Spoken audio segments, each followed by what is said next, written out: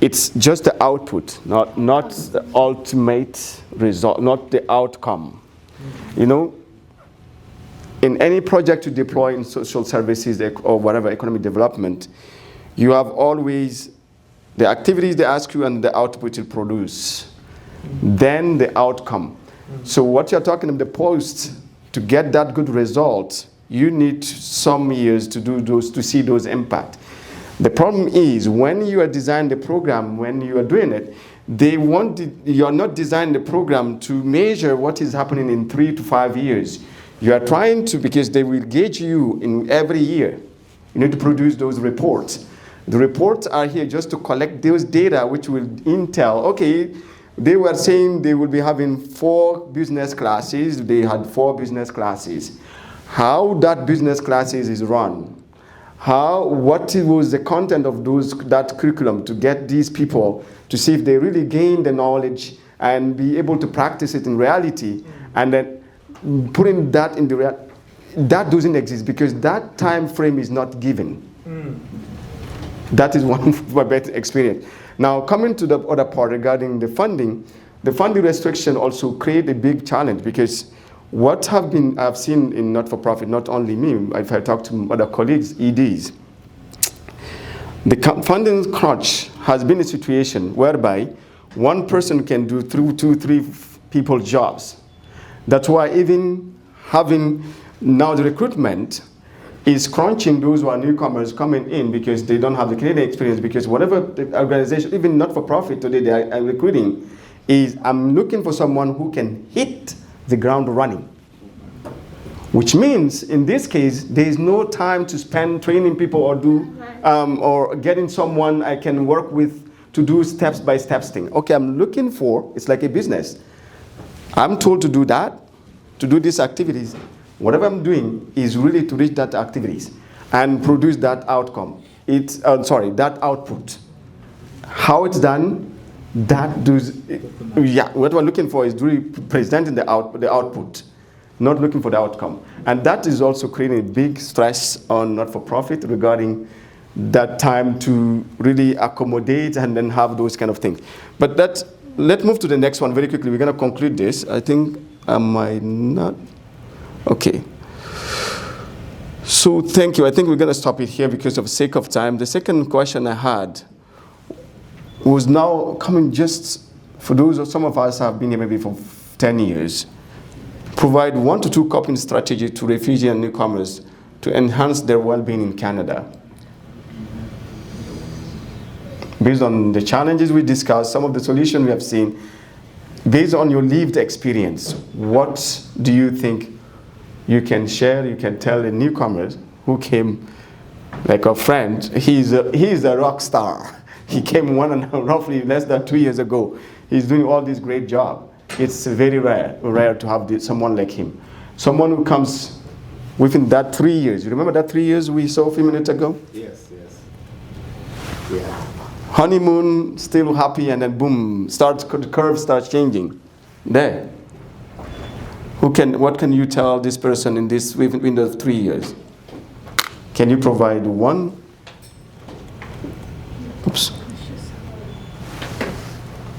One coping strategies. Yes, sir. You want the mic?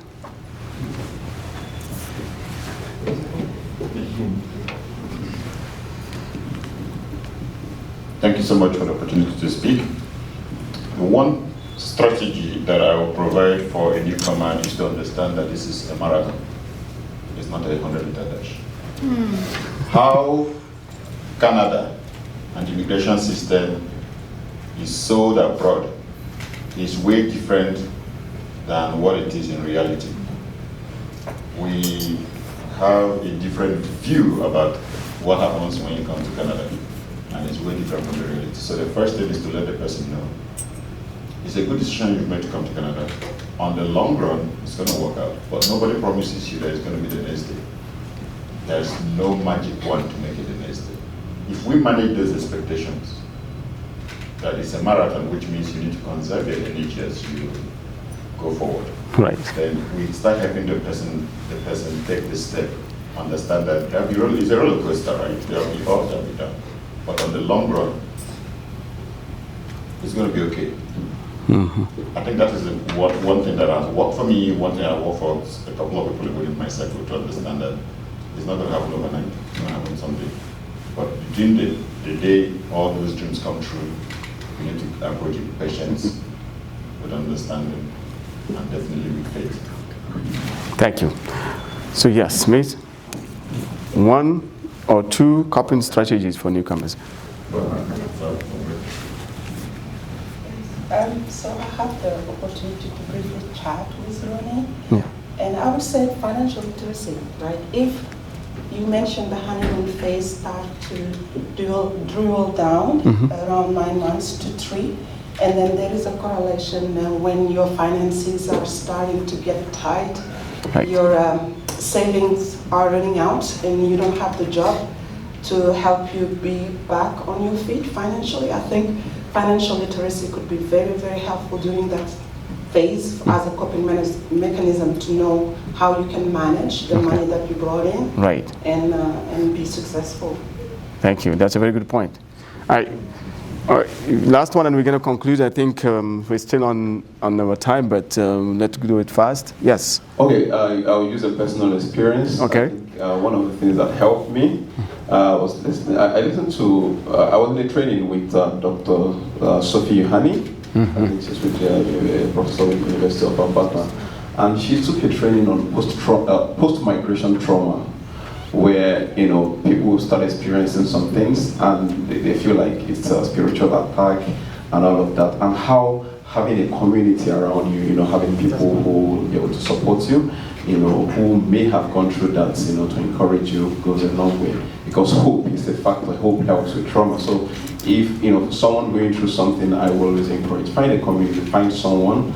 We, especially coming from Africa, we believe that it takes a community to train a child. So we believe in community, and then at that point, you actually need a community. Thank you.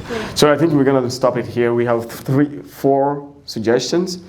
The marathon, with that energy, you keep it.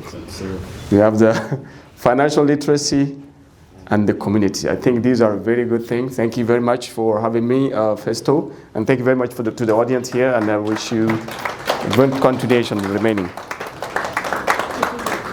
Thank you so much. Before he goes, let's have a picture, photo here, and we also have his gift.